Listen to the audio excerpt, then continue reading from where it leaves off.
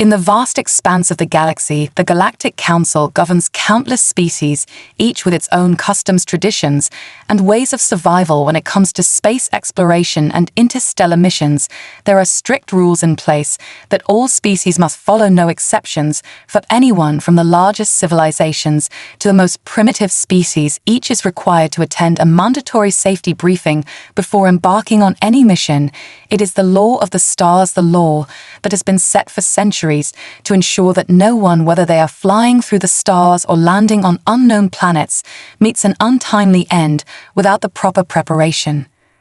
These briefings are long, tedious, and usually filled with complex protocols and safety measures to ensure that no one is caught off guard when danger strikes. Alien species of all types have to sit through them, most with a mixture of impatience and frustration. Some argue that the laws are too strict, others simply see them as a nuisance. But it is understood that these rules are in place for the good of everyone. Each species has its own unique set of vulnerabilities and dangers, so they must be trained accordingly. Yet there is one exception, one glaring anomaly that confounds the Council and the rest of the galaxy: the humans of Earth. They are the only species who are allowed to skip the safety briefings without question. And without reason. When humans are assigned to missions, there is no need for them to go through the same long and laborious procedures that the rest of the galaxy endures, and it is this that has puzzled many.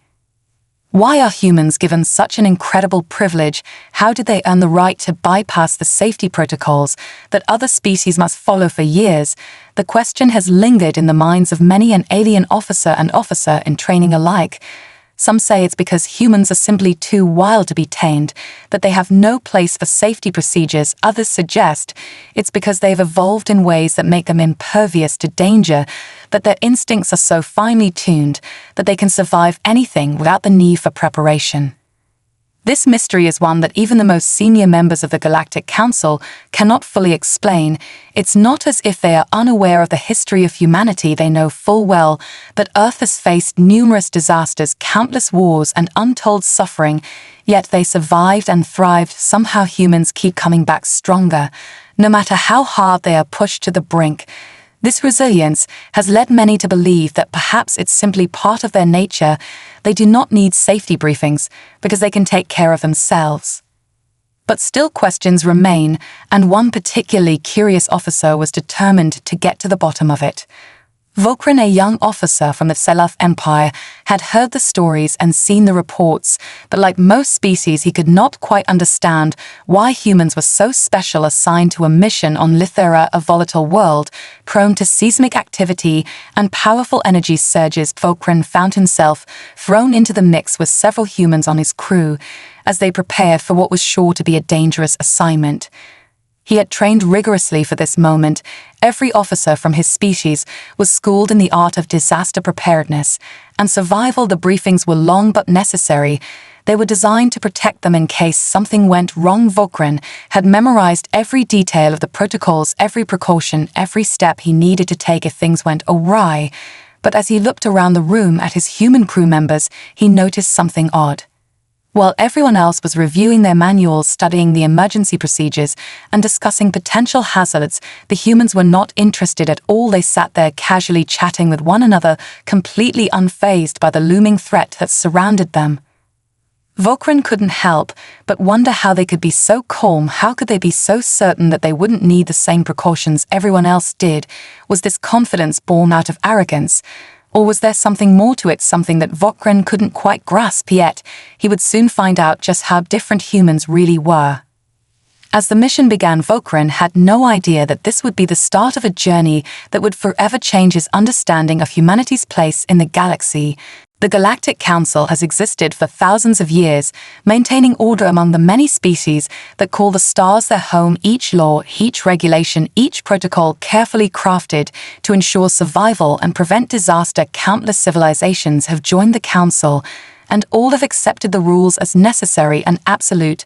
But one rule has always stood out, one that has never been questioned, yet has never been fully explained. Humans do not need safety briefings. No one knows exactly why. But it is a fact that has remained uncontested for as long as they have been part of the Council. Even the oldest and wisest among the galactic leaders simply state that humans do not require them, and that is the end of the discussion. While some species grumble about unfair treatment, none dare push the matter too far. After all, humans are unpredictable. Volcran is not satisfied with this answer. It is his nature as a Self officer to seek logic and reason in all things, and nothing about this makes sense to him. How can an entire species be exempt from something so crucial to survival? Every other species has unique weaknesses. Some cannot survive extreme temperatures. Some require specific atmospheric conditions. Others struggle with quick decision-making under pressure. It is for these reasons that safety briefings exist, to prepare everyone for the worst, yet somehow humans are above it all.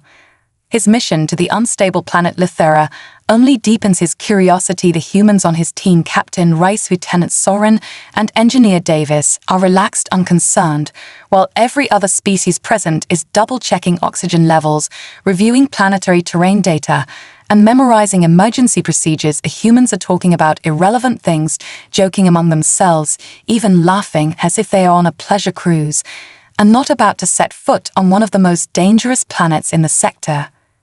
Volcran watches in frustration, wondering how they can be so careless, but something gnaws at the back of his mind. They are not nervous, they are not reckless, they are simply unconcerned, as if they already know what to do, as if danger is something they have already faced 1,000 times before.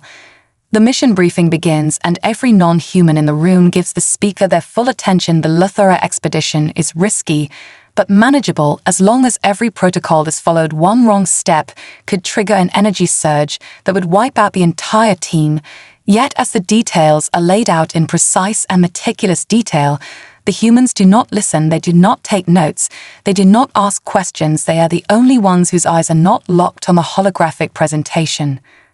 Volcran clenches his jaw, unable to contain his irritation. The mission commander, a high-ranking Akor officer, finally addresses the humans directly, stating that while they may be used to their special treatment, it is still advisable for them to pay attention. Captain Reyes merely grins and replies in a voice that is too casual, too confident, "Don't worry, we got this." Volcran has had enough. He stands up and demands an explanation. How can they be so sure of themselves? How can they believe they know what to do better than trained experts, better than species who have spent lifetimes mastering preparation? The room falls silent, all eyes on Reyes, who looks at Volcran as if he has asked the most ridiculous question in the universe. "You really don't get it, do you?" Reyes says, his voice carrying a strange mix of amusement and pity. "It's not that we don't care, it's not that we think we're better than anyone else, it's just that we've done this before. Maybe not this exact mission, maybe not this exact planet, but trust me when I say we've lived through worse." Volcran wants to argue, but something in Reyes' tone stops him. There is no arrogance, no dismissal, only certainty. Volcran does not yet understand, but he has the distinct unsettling feeling that he is about to. As the briefing ends and the team prepares to descend onto the surface of Lithera, the real test is about to begin, and Volcran will soon witness firsthand why humans never need safety briefings. The descent onto Lithera is rough. Turbulence shakes the shuttle as it pushes through the volatile atmosphere. Lightning crackles in the thick, swirling clouds, sending bursts of energy through the hold. Every non-human crew member is strapped in, rigid and tense, gripping their seats as if the slightest mistake will send them spiraling into disaster. But the humans sit with a casual ease. Reyes leans back, arms crossed, as if he has done this 1,000 times before. Soren is tapping a rhythmic beat against the metal railing, and Davis is muttering about how he hopes the landing zone is not another death trap like the last one. Volcran cannot understand it. Every logical part of his mind screams that this behavior is wrong, reckless, and completely unacceptable. He has been trained to respect danger, to prepare for every possible contingency, to expect the worst, yet these humans act as if they are simply taking a stroll through a familiar path. Even as the ship shudders from a near miss with an energy discharge, Reyes simply mutters under his breath, "Close one," but nothing new. Nothing new, the words stick in Volcran's mind as the ship touches down on the rocky, unstable terrain of Lithera.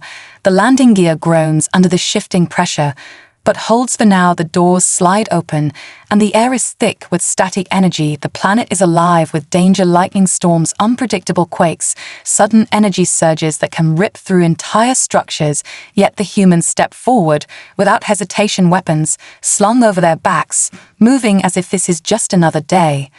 Vulcan follows the team, scanning the landscape with a cautious eye. The rest of the crew fans out, keeping formation and constantly checking their equipment.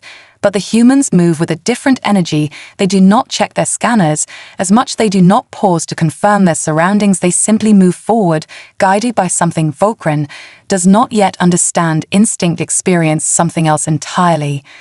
The first tremor hits. Suddenly, the ground beneath them shakes violently, splitting open in jagged cracks, sending debris into the air. The non-human crew stumbles, some cry out, struggling to maintain balance. Vulcan barely manages to steady himself, activating his gravity stabilizers. But the humans, they do not stumble, they do not fall. Reyes grabs a nearby railing and moves with the tremor, adjusting his stance like he expected it. Davis shifts his weight, like he is riding the movement instead of fighting it, and Soren is already barking orders. Keep moving, don't freeze, that's how you die. Vulcan feels a surge of disbelief. They react as if they have seen this before, trained for it. Their bodies move without hesitation, without calculation, while the rest of the crew is still processing what just happened. The humans are already moving forward towards the energy facility that is the core of their mission. They reach the entrance, and Vulcan expects the humans to finally slow down, to take a moment to assess the dangers ahead. But instead, Reyes gestures to a console, and last damn thing looks like it's one bad wire away from frying us. This is going to be fun. Davis grins and pulls out a toolkit, moving towards the sparking control panel. Without hesitation, Vulcan nearly stops him. Is he insane? That thing could overload at any moment. But before he can speak, Davis already has a panel open, his hands moving with practiced speed, like he has fixed 100 of these before. The non-humans are still running diagnostics, still debating the best way forward, while the humans are already halfway done with the job. Vulcan watches with growing unease. This is not luck, this is not recklessness. They are not ignoring danger, they are anticipating it. They have lived through it so many times that it no longer shakes them. As the crew finally regroups inside the facility, alarms blare indicating an imminent energy surge. The HFY commander begins pulling up the manual override procedure, detailing the complicated process required to stabilize the system, but Reyes barely glances at it before shoving the tablet aside. Don't need it. I've seen worse. We fix it now, or we all fry. Vulcan cannot believe what he is witnessing. The humans are moving faster than the protocol allows, trusting something beyond rules, beyond training, beyond logic. And for the first time, he begins to understand why they do not need safety briefings. They have already survived everything the universe could throw at them, and they are still here, still standing, still ready for whatever comes next. The alarms scream through the facility, red lights flashing against metal walls as the energy surge countdown begins. Non-human crew members scramble to access the control panels, desperately trying to follow the emergency shutdown procedures. But the humans do not hesitate. Reyes moves without waiting for orders, eyes scanning the room, locking onto critical systems with the precision of someone who has done this too many times before. Davis, get the coolant pumps online. Now Soren, reroute auxiliary power to the stabilizers. I'll handle the discharge vents. Reyes barks out commands with absolute confidence, not a single trace of doubt in his voice. Davis is already moving, his hands flying across the rusted console, despite the fact that the interface is alien and unreadable. Soren rips open a side panel, sparks flying as she manually forces power lines into place, working with a speed that defies logic, while the rest of the crew is still analyzing the situation. Vulcan watches, unable to comprehend what he is seeing. Protocol states that they must first assess the failure logs and run a diagnostic to identify the safest course of action, yet the humans do not bother with any of that. They do not need charts or calculations. They act as if they already know the best course, as if survival is second nature to them. The HFY commander is shouting something about emergency shutdown overrides, about following the correct sequence, But Reyes does not listen. He is already at the main control panel, fingers moving with the ease of a soldier who has defused bombs. Under worse conditions, Vokran sees a warning indicator flare up, an error in the sequence, a miscalculation that could overload the entire system. But before he can even voice the warning, Reyes adjusts the settings, compensating instantly, as if he anticipated the failure before it even happened. A deafening roar shakes the facility as the energy discharge vents release a blinding column of plasma into the sky. The ground trembles, but the surge is contained. The alarm lights flicker, then fade, as the system stabilizes. The crisis is over before the rest of the team even understands what just happened. Silence hangs in the air as the non-humans stare at the humans in disbelief. Vokran feels his mind racing, trying to make sense of what he just witnessed. They did not just react quickly. They did not just follow emergency procedures. They solved the crisis before anyone else even grasped the full extent of the problem. How did you know what to do? Vokran finally demands, his voice strained with confusion. Reyes turns to him with that same infuriatingly calm expression and shrugs. It's just experience. Experience, Vokran repeats, as if the word itself is unfamiliar. Experience does not replace proper training. Experience does not allow you to bypass critical safety measures, yet the humans have done exactly that, and somehow they succeeded where protocol would have failed. You don't get it, do you? Soren says, as she dusts off her uniform, her tone more amused than annoyed. Experience is our training. We don't need safety briefings because we have lived them every single damn day. Vokran stares at them, feeling something new creeping into his thoughts. It is not just skill, it is not just instinct, it is something deeper, something burned into their very existence.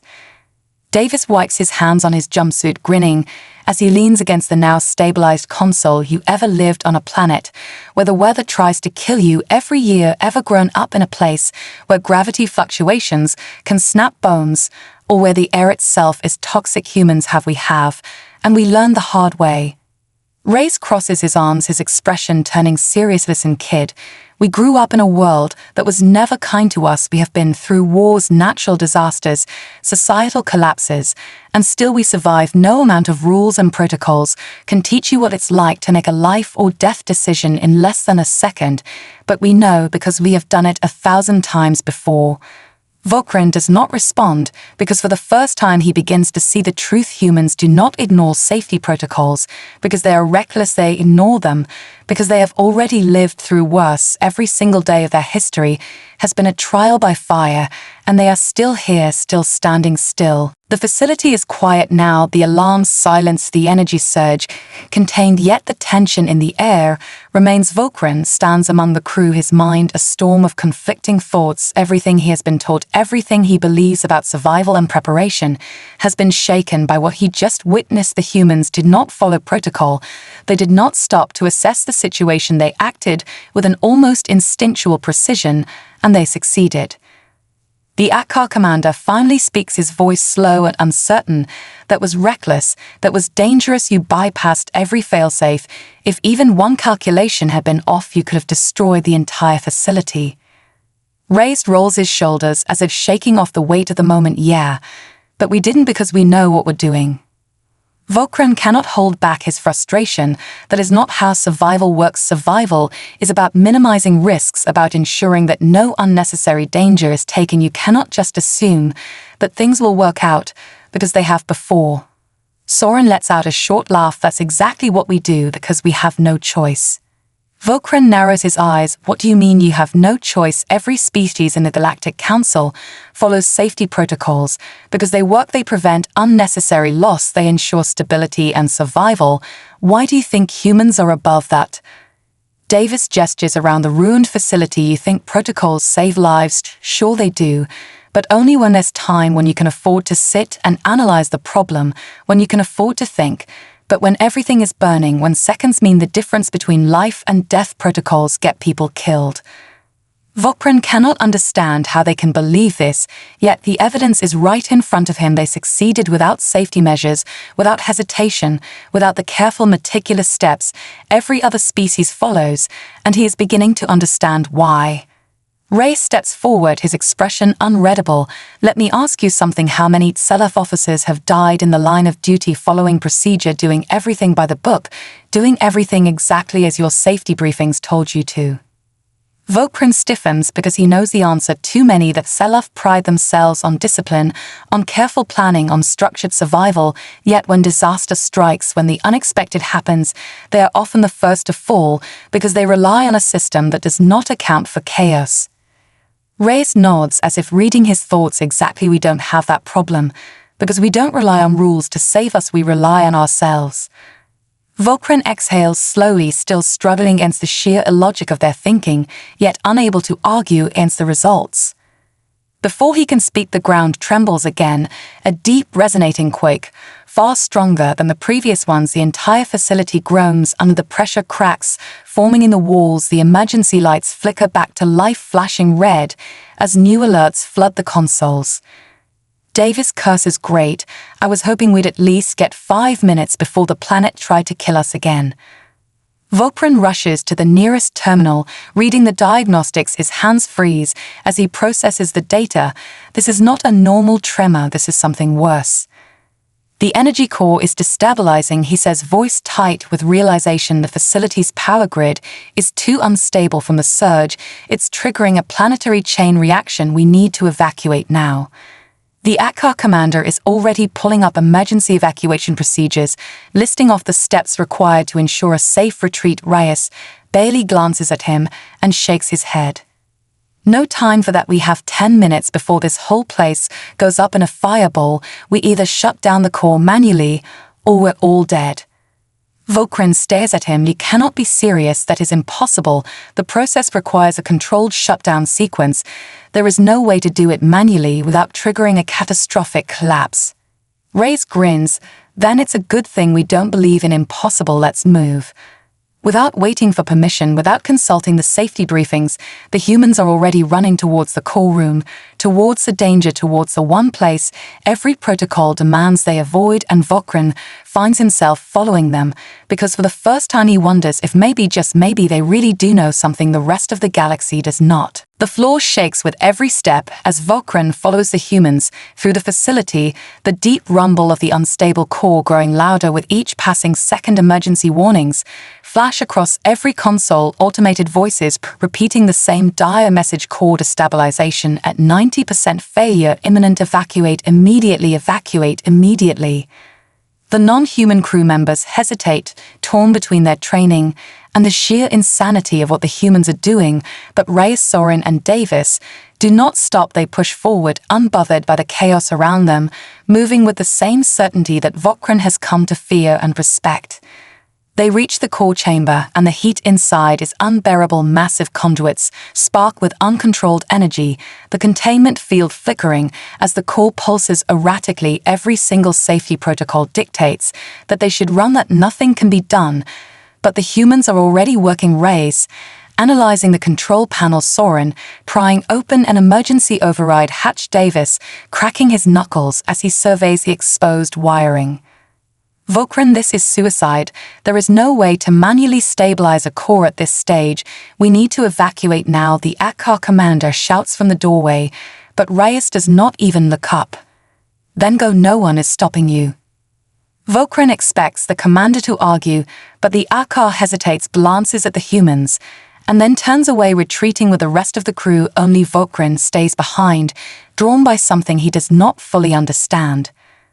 Davis pulls out a multi-tool and starts cutting into the core's control interface, his movements quick and sure, like he has done this before, despite the fact that he has never seen this system before in his life. Soren reroutes auxiliary power, her hands moving over alien circuits with impossible confidence. Reyes stands at the main console, reading every error, every fluctuating data stream his mind, absorbing the chaos as if it were nothing but a complex puzzle. Vokrin watches them, watches how they work with an understanding that defies logic, that cannot be explained by training alone. How do you know what to do, he demands. How is this possible? None of this follows standard procedure. Reyes snorts. Standard procedure doesn't cover a situation like this, so we make it up as we go. That is not an answer, that is insanity. Vokrin snaps. The shutdown process requires precision if even one calculation is wrong. Reyes cuts him off. Yeah, the planet explodes, we know, that's why we don't make mistakes. Vokrin wants to argue, but the words die in his throat, because as much as it defies reason the humans are making progress, the core's energy fluctuations are slowing the containment fields, stabilizing just slightly enough to buy them time enough to make survival possible. Davis grins, wiping sweat from his forehead. See, this is why we don't do safety briefings. If we did, we'd be stuck reading manuals while waiting to die. The thought hits Vokrin like a physical blow.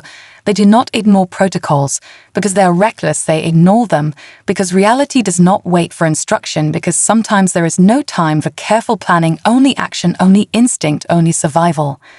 The core pulses violently one last time, a blinding surge of energy ripping through the room. Vokrin braces himself, certain that this is the end.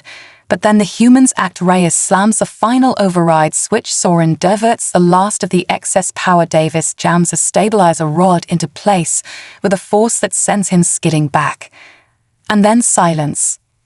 The core flickers, hums, steadies. The containment field stabilizes. The emergency warnings stop. The facility does not explode. The planet does not die. Vokrin exhales, staring at the humans in stunned disbelief. They are grinning, laughing, dusting themselves off as if they had not just defied every law of probability. Reyes claps Vokrin on the shoulder. See, that wasn't so bad. Vokrin stares at him, finally understanding humans do not need safety briefings, because for them every single day is one. The facility is halting for now, the course stabilized against all odds, but the humans are not celebrating for long. Reyes pushes away from the console, stretching his arms with a satisfied grunt, before turning toward the exit. We're not done yet, we still have to get out of here before something else goes wrong. Vokrin blinks. Something else goes wrong. The core nearly detonated. What else could possibly happen? Davis chuckles as he gathers his tools, his voice casual, like this is just another routine job, buddy. If you think the universe is gonna give us a break after that, then you don't know how our luck works. As if on cue, the emergency lights flicker. A new alarm blares through the facility, not a warning about the core this time, but something worse.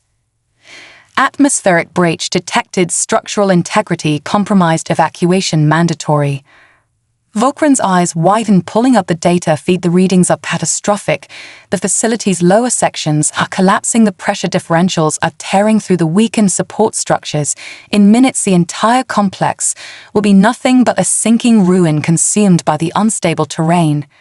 Reyes does not even look surprised, because of course something else is happening, because it always does. All right, folks, time to move. We're taking the North Passage. It's got the least damage and puts us closest to the evac shuttle. Soren already leading the way. Vokrin follows, still struggling to process how they can react so easily to constant disaster. The non-human crew members are panicking, scattered voices over the comms requesting guidance, demanding instructions, waiting for command clearance to act. But the humans, they do not wait, they do not ask, they move. The corridor trembles as debris falls from above. Steam vents burst open, releasing superheated gas, turning parts of the path into a death trap. Soren halts, glancing down at her scanner before nodding to a side door. That way, she says, no hesitation, no discussion, just certainty. Vokrin has seen no one else take this path. It is not on the designated emergency escape routes.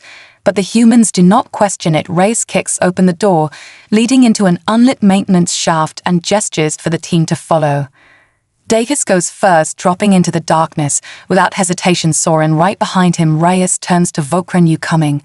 Or do you need to file a request for permission first? Vokrin clenches his jaw and jumps down after them. The shaft is narrow, rusted metal under their feet, shaking with every step, their boots echoing as they descend deeper and deeper into the unknown. Vokrin's mind is racing. No maps, no guidance, just instinct and an unshakable belief that they will find a way out. How do you know this leads to the surface? He asks finally. Reyes grins. Don't. Vokrin stares at him. You don't. Nope, but I do know that if we stayed up there we'd be dead, so this is the better option. Vokrin does not understand how someone can think like this, to move without certainty, to act without confirmation, yet here they are, and against all logic is working. They reach the bottom of the shaft, bursting out into an auxiliary hangar partially collapsed, but still intact and, more importantly, still holding an escape vehicle, a battered cargo holder barely functional, but enough to get them clear. Davis whoops, punching the air jackpot. Time to go. They sprint toward the ship behind them. The facility groans, the last supports failing as explosions rip through the structure, but they are already climbing aboard, already strapping in, already firing engines, even as debris crashes around them. The ship lurches, rises, piloting with the same effortless confidence he has shown from the beginning, navigating through falling wreckage as if he has done this 100 times before.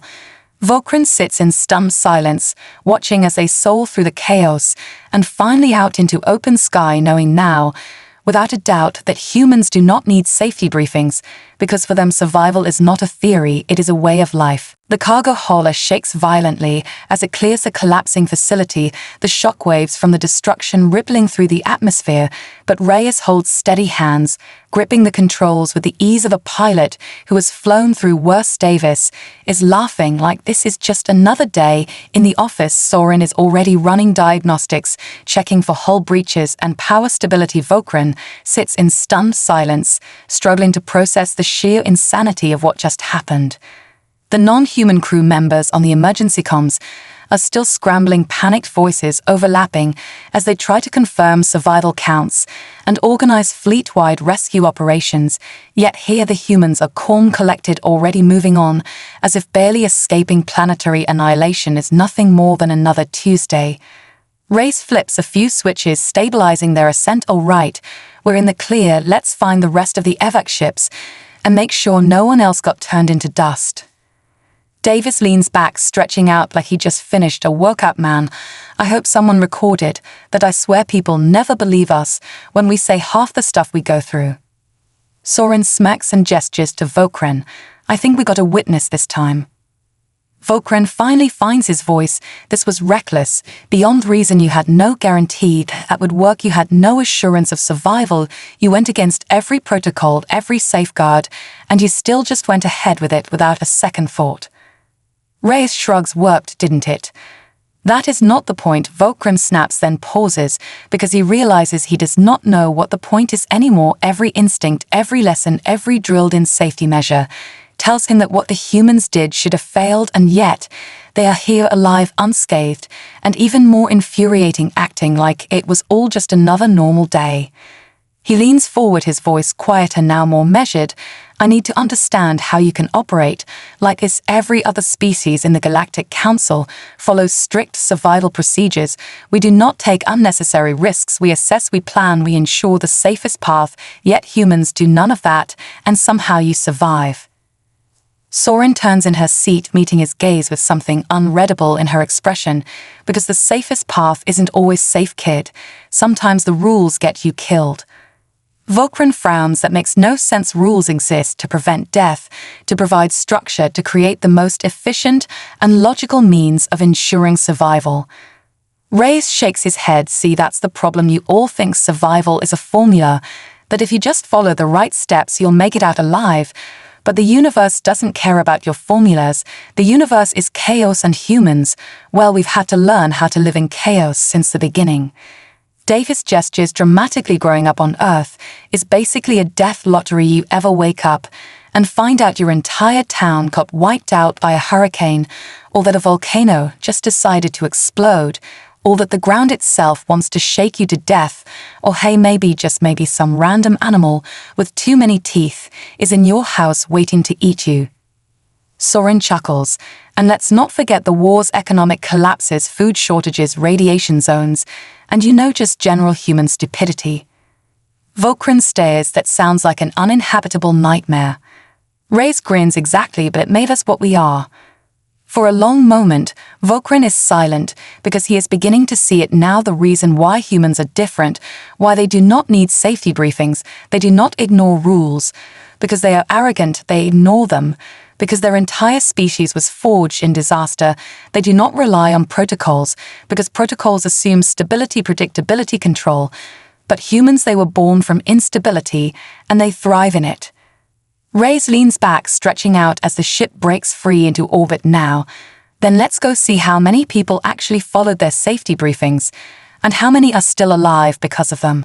The cargo hauler streaks through the upper atmosphere, shaking as it punches into orbit. Reyes keeps one hand on the controls, his posture relaxed as if they are not flying a barely functional ship that was never meant for space travel. Davis is fiddling with a panel under the console, rerouting power to stabilize life support. Soren is checking long-range scanners for any distress beacons. Vokran sits in silence, watching them, trying to process everything he has learned. Below them, the planet groans under the weight of the facility's collapsed shockwaves, rippling across its unstable surface. Debris from the destruction scattering into the void. Vokran switches on the comms, listening as various non-human crews report in confirming survival counts, organizing emergency docking with the main fleet, every species following their designated safety procedures, running their systems through checks, triple verifying every action before moving forward. The humans do none of that. Reyes adjusts course without clearance. Davis reroutes power without waiting for diagnostics. Soren pulls up docking trajectories and starts transmitting signals before the fleet even asks for identification. Vokran cannot hold back any longer. His voice is quieter now, but laced with something deeper than disbelief. You do not wait, you do not confirm, you do not hesitate. How do you trust yourselves to act without structure, without verification, without certainty? Reyes glances at him like the question is strange because we have to. Soren leans back, arms crossed. Every species in the council evolved in stable conditions. They built their civilizations in places where they could afford to make rules, where they could afford to plan for safety. Humans did not. We did not have the luxury of certainty. We had to make decisions fast or die. Davis smirks, and sometimes even when we made the right decisions, we still died. But that's the thing, you can't avoid risk, you can't avoid chaos, you can only move through it faster than it can kill you. Vokran shakes his head slowly, but that is not sustainable. How does a species function like this? How do you build anything lasting if you operate on instinct rather than careful structure? Reyes laughs. Oh, we have structure, we have rules, we have all the same systems you do. But we also know that when the moment comes, when everything starts falling apart, none of that matters. All that matters is whether you can act when you need to. Vokran looks back at the scanner, feeds. The other evac ships are still holding position, still waiting for final clearance, still running checks, still confirming regulations before docking. The humans, however, do not wait. Reyes angles the hauler into the fleet's docking lanes, pushing forward before command even registers their approach. The docking bay control officer's voice crackles over the comms. Unauthorized vessel, you're entering restricted airspace, stand by for clearance. Reyes grins and flicks the comms off. Vokran's hands tighten in shock. You cannot do that, you must wait for authorization.